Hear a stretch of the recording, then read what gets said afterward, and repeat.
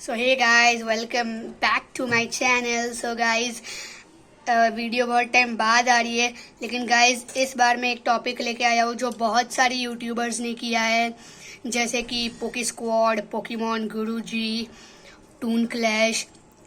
So guys मैं आपको अभी टाइटल बता ही देता हूँ।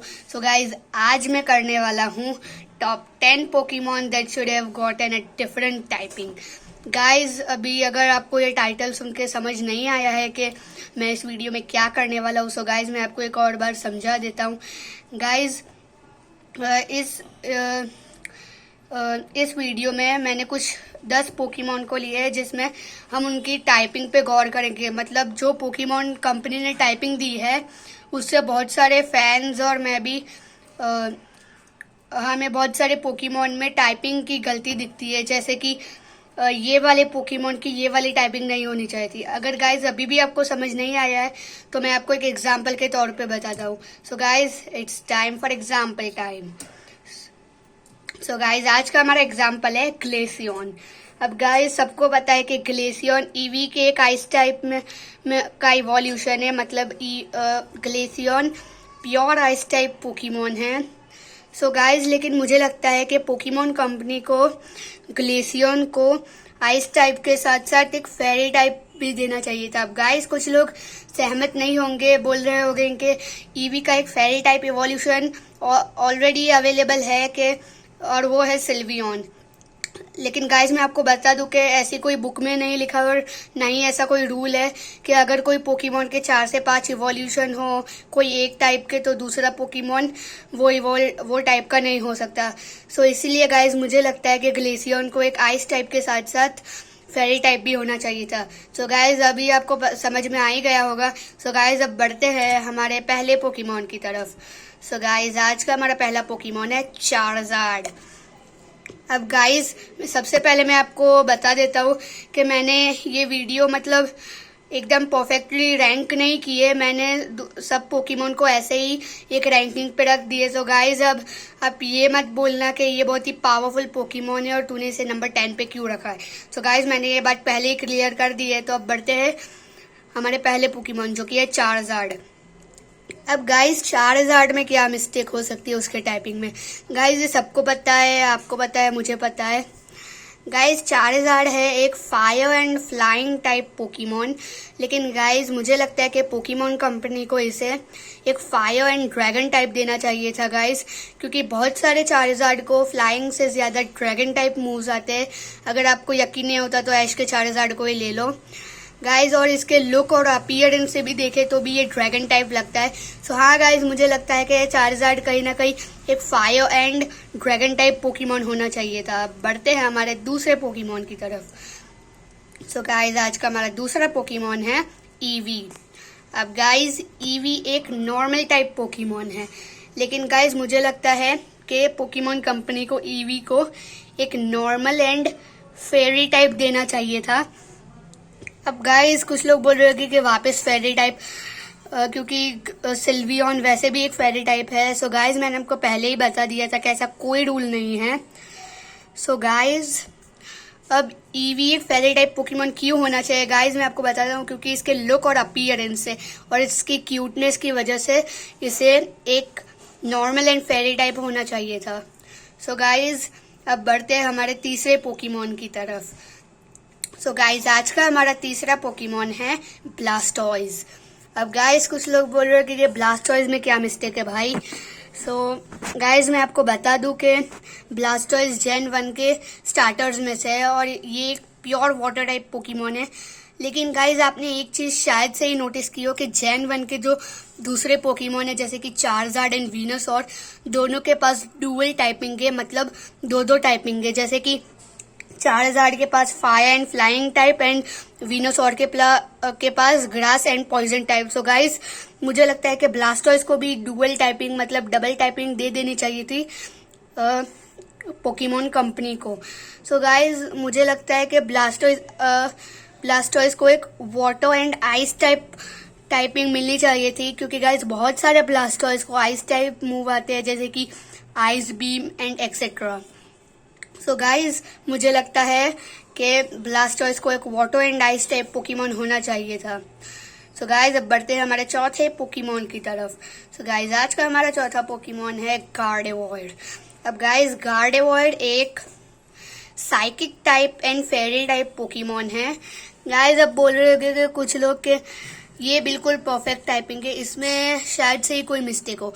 सो गाइज मैं आपको बता दूं कि पोकेमॉन कंपनी को गार्डेवॉइड को फेरी टाइपिंग हटा के ग्रास एंड साइकिक टाइप देनी चाहिए थी, क्योंकि गाइस जैसे गार्डेवॉइड का लुक एंड अपीयरेंस है उससे ये ऐसा लुक और अपीयरेंस एक ग्रास टाइप का ही हो सकता है।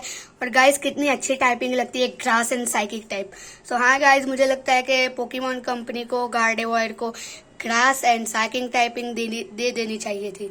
अब बढ़ते हैं हमारे पांचवें पोकेमॉन की तरफ।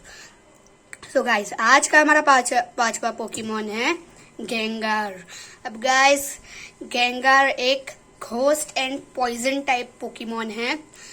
गाइस मैं आपको बता दूं कि पोकेमॉन कंपनी को गेंगार को एक घोस्ट एंड डार्क टाइपिंग दे देनी चाहिए थी। वैसे घोस्ट एंड पॉइजन टाइप भी एकदम परफेक्ट टाइपिंग और मुझे बहुत पर्सनली बहुत अच्छी लगती है। लेकिन गाइस अगर गेंगार की typing ghost and dark type होती तो बहुत ही अच्छा लगता, इसके अपीयरेंस से भी और बोलने में भी बहुत ही ये टाइपिंग बहुत ही अच्छी लगती। सो अब गाइस बढ़ते हैं हमारे 6th पोकेमॉन की तरफ। सो गाइस आज का हमारा 6th पोकेमॉन है बल्बासोर। अब गाइस बल्बासोर मैं आपको बता देता हूँ कि बल्बासोर क्यों है। गाइस बल्बासोर की टाइपिंग है grass and poison type. Guys ये बिल्कुल परफेक्ट टाइपिंग है, लेकिन गाइस मुझे लगता है कि बल्बासोर की टाइपिंग कहीं ना कहीं ग्रास एंड बग टाइप भी अगर होती तो बहुत ही अच्छा लगता। तो हाँ गाइज मुझे लगता है कि बल्बासोर की typing grass and bug type होनी चाहिए थी। अब बढ़ते हैं हमारे 7th पोकेमॉन की तरफ। सो गाइज आज का हमारा 7th पोकेमॉन है म्यू। हाँ गाइज आपने सही सुना, एक मिथिकल पोकेमॉन म्यू। अब गाइज कुछ लोग बोल रहे होंगे कि म्यू की टाइपिंग में क्या प्रॉब्लम है। सो गाइज मैं आपको बता दूं कि म्यू एक प्योर साइकिक टाइप पोकेमॉन है, लेकिन गाइज मुझे लगता है कि म्यू को एक साइकिक एंड नॉर्मल टाइप होना चाहिए था। अब गाइज कुछ लोग बोल रहे हैं कि क्यों होना चाहिए था। सो गाइज मैं आपको बता दूं कि जितने पोकेमॉन भी दूसरों की टाइपिंग ले सकते हैं या फिर दूसरों के मूव परफॉर्म कर सकते हैं वो नॉर्मल टाइप है। जैसे कि आप डिट्टो को ले सकते हैं जो दूसरों के रूप में चेंज हो सकता है और उसके अटैक कर सकता है, उसकी एक नॉर्मल टाइपिंग है।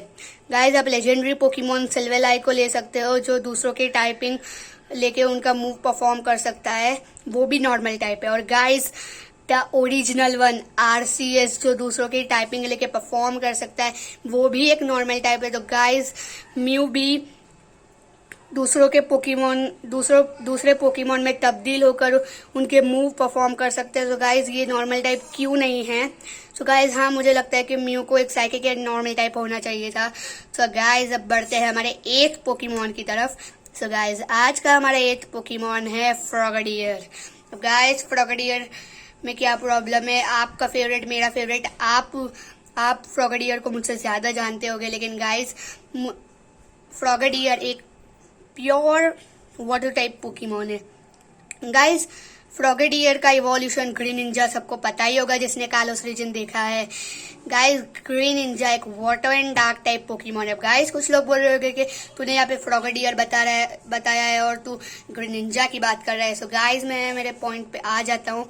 सो गाइज ग्रीन निंजा एक water and dark type Pokemon है। सो गाइज फ्रॉगडियर को भी वाटर टाइप ही क्यों रखा, उसे भी डार्क टाइप दे देना चाहिए था क्योंकि उसके लुक और अपीयरेंस की वजह से।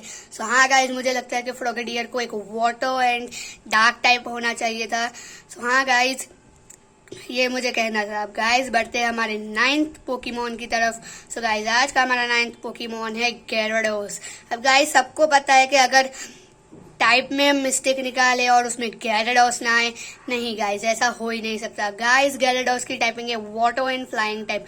अब गाइज पोकेमॉन कंपनी ने मतलब क्या सोच के gyarados को फ्लाइंग टाइप दे दिया था। गाइज ना ही ये उड़ सकता है, ये हमेशा पानी में ही रहता है, लेकिन गाइज मुझे लगता है कि पोकेमॉन कंपनी को gyarados को for sure water and dragon type दे देना चाहिए था। हाँ गाइज इसके लुक से और अपीयरेंस से हमें ऐसा ही लगता है कि ये ड्रैगन टाइप है। और गाइज अभी भी जो पोकेमॉन फैन है वो भी डाउट में है कि गैराडोस एक flying water and flying type है या फिर water and dragon type. So guys मैं क्लियर कर देता हूँ कि गैराडोस एक वाटर एंड फ्लाइंग टाइप है, लेकिन गाइज इसे वाटर एंड आप समझ सकते हैं वाटर एंड ड्रैगन टाइप होना चाहिए था। सो हाँ गाइज, अब बढ़ते हैं हमारे 10th and the last and the final Pokemon की तरफ। सो गाइज आज का हमारा 10th पोकेमॉन है लुपिनी।